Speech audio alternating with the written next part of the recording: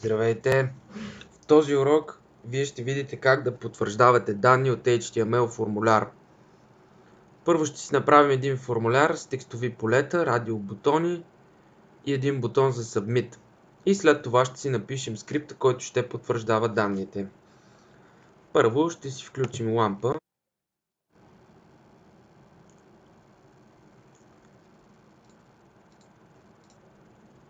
Момент да зареди. Ето, зелена иконка, вече всичко е наред.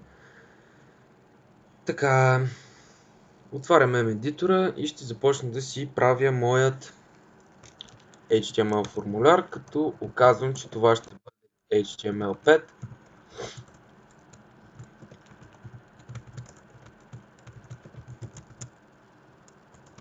Няма да имам заглавие.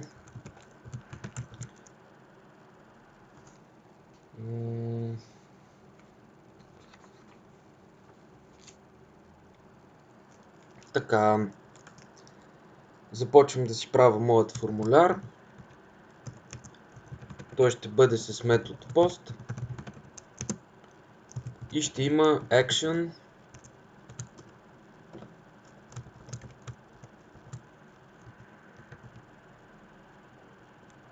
PHP echo HTML special chars. Тук тази функция server PHP self означава,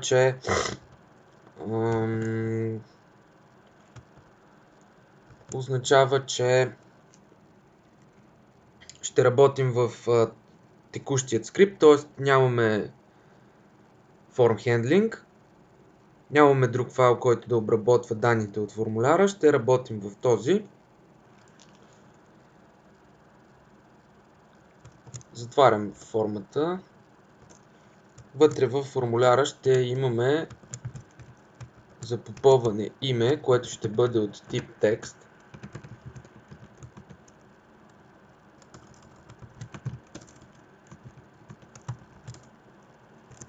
И ще има имен атрибут name.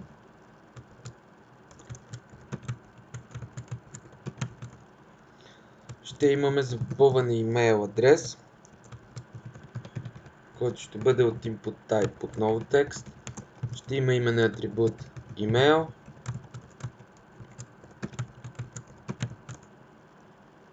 Ще имаме и поленце за вебсайт. Отново от тип текст.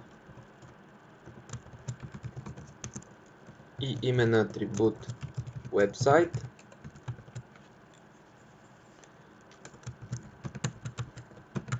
Ще имаме поле и за коментар, който ще бъде от тип text area, т.е. по-голямо текстово поле, което да бъде голямо с 5 реда и 40 колони.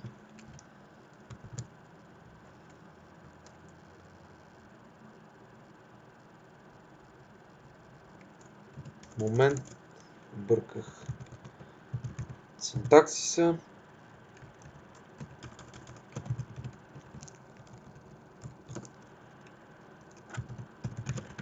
Така. И затварям тагът за text area. Ще имаме и бутон за poll,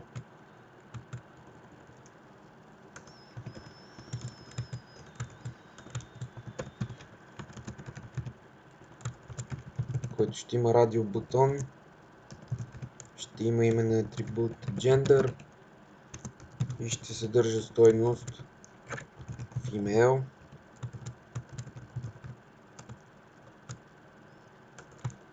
Още един радиобутон. Отново тип gender. Ще има стойност male.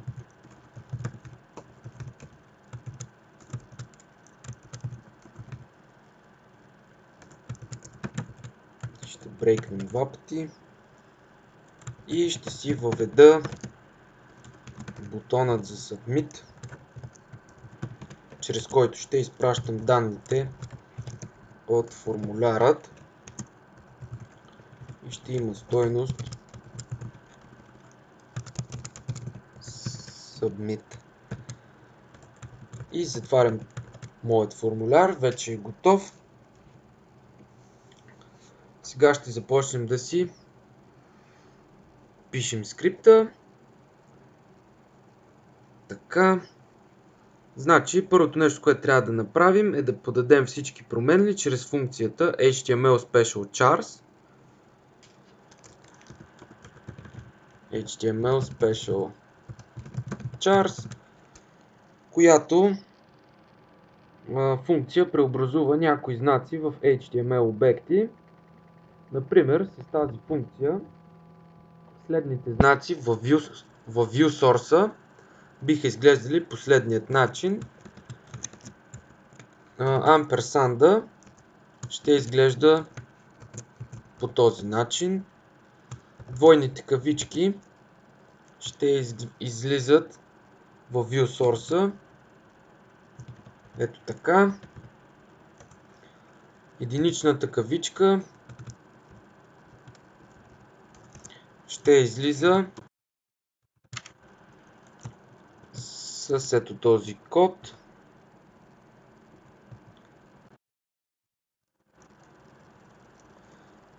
По-малко, знак за по-малко ще излиза по този начин и знак за по-голямо ще го виждат по този начин. Така, защо се използва тази функция? Тази функция се използва, за да не позволи на браузърите да използва съответните знаци като HTML елементи и предотвратява нападателите да експлоатират кода чрез инжектиране на HTML или JavaScript, атаки за скриптове на различни места в съответните формуляри. Предстоят още две неща, които трябва да направим, когато потребителя предава формуляра, събмитва го. Ще изтрием ненужните знаци, допълнително пространство, табулатор и нов ред от входните данни с функцията trim и да премахнем обратно наклонените черти от входните данни с функцията strip/s. След това ще си направим функция, която ще прави всички проверки много по-удобно, отколкото да пишем един и същи код по няколко пъти. Функцията ще именуваме TestInput. С нея може да проверяваме всяка пост променлива. Така, започвам да си пиша PHP кода, който ето тук над формулярът ще го сложим.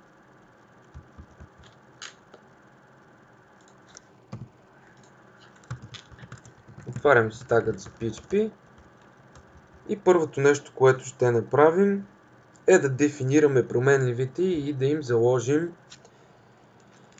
да им зададем празни стойности. И започвам с променливата name, равна на email, равна на gender, равна на коментар, равна на website. Всички тези променливи ще имат празни стойности. След това проверявам дали методът е post, глобална променлива, сервер.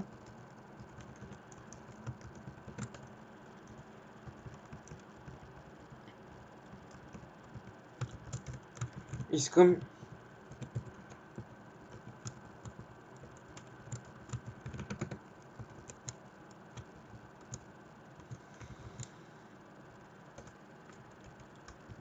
така. Тоест, ако методът на въвеждане е пост да ми проверява с функцията съответните променливи. Тоест имаме променливата name е равно на test input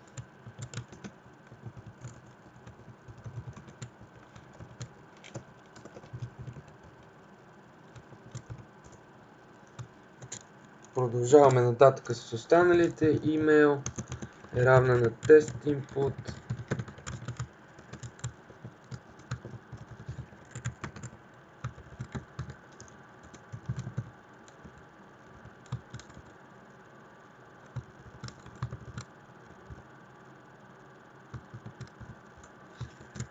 Следващата е website.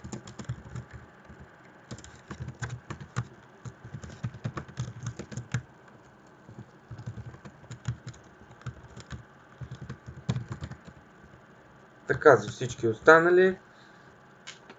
Тук съм написал функцията, но след като напиша тези редове, ще направим и функцията, която ще проверява тези неща. Следващата е коментар.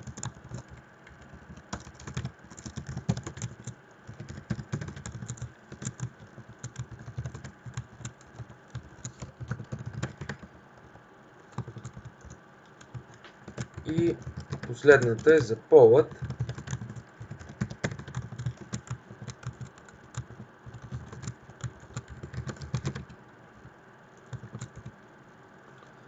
Готово. Затварям си конструкцията, условната. И сега ще си създам тази функция, която ще проверява, която ще прави всички тези проверки. Съответно да махне ненужните знаци, да премахне наклонените черти от входните данни и да преобразува съответните знаци в HTML обекти. Знаете, че функция вече се създава с ключовата дума function, последвана от името. В нашия случай е test_input, която ще има един аргумент data и вътре в тази функция ще правим всички тези проверки.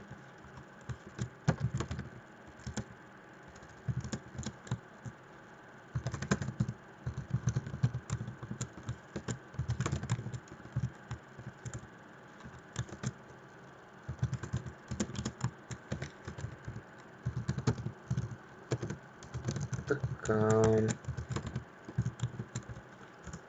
И ще искам тази функция да ми върне аргумента.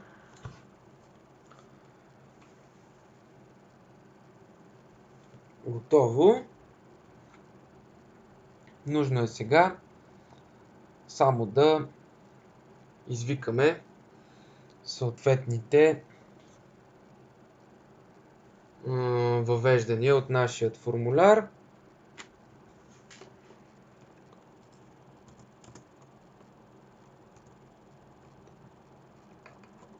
Така, идваме тук отдолу и отново ще си запиша PHP код. Първо ще отпечатам на екрана едно заглавие от второ ниво, което ще значи your input или вашето въвеждане.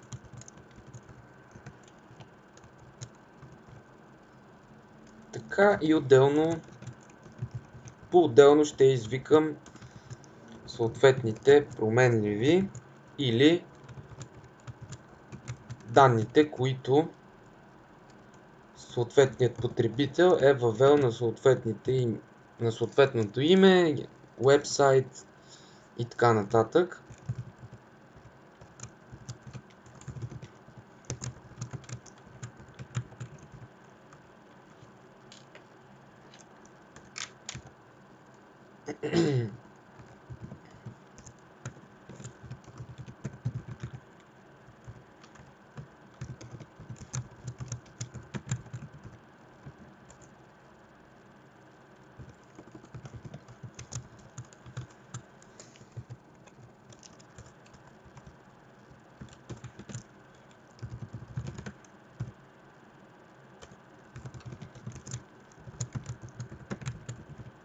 Така, и последно извиквам за пол. От тук нататък вече затварям бодито и HTML документът. Така, какво направих отново?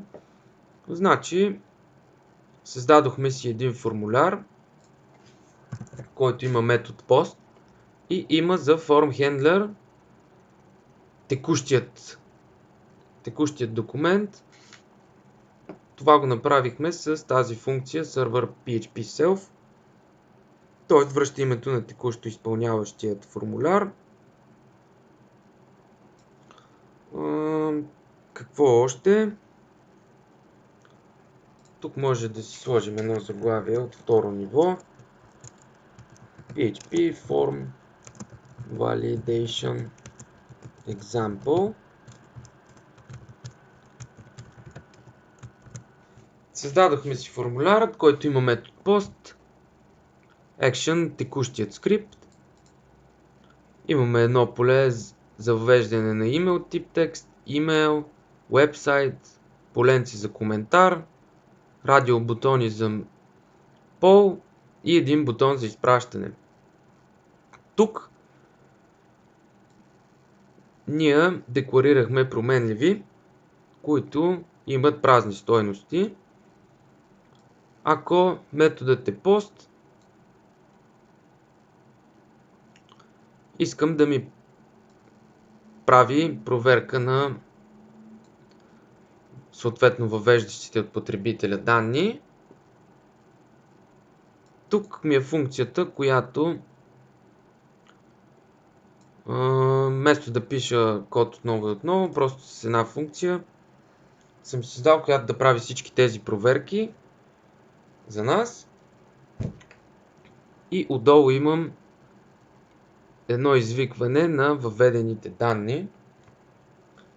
Ще запазя файлът и ще видим как работи този пример.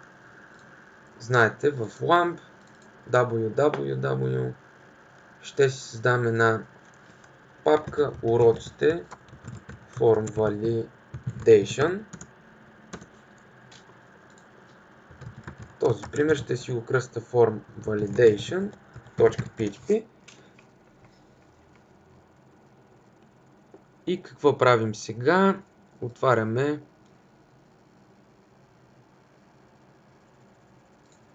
браузъра, достъпвам www папката.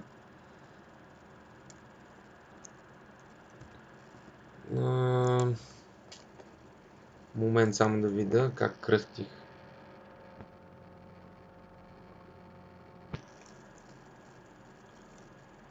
Уроците Form Validation.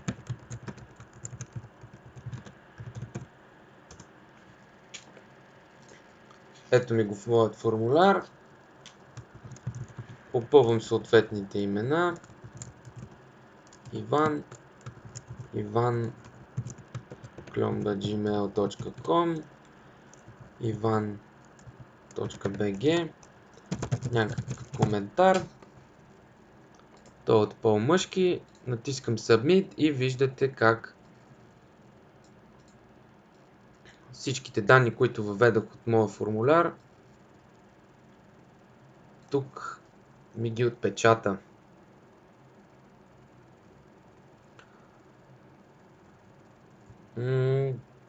Примера, който направихме, всички тези полета са по избор, т.е. скрипта ще работи дори и потребителя да не въведе никаква информация, т.е. нямаме полета за задължително въвеждане на данни.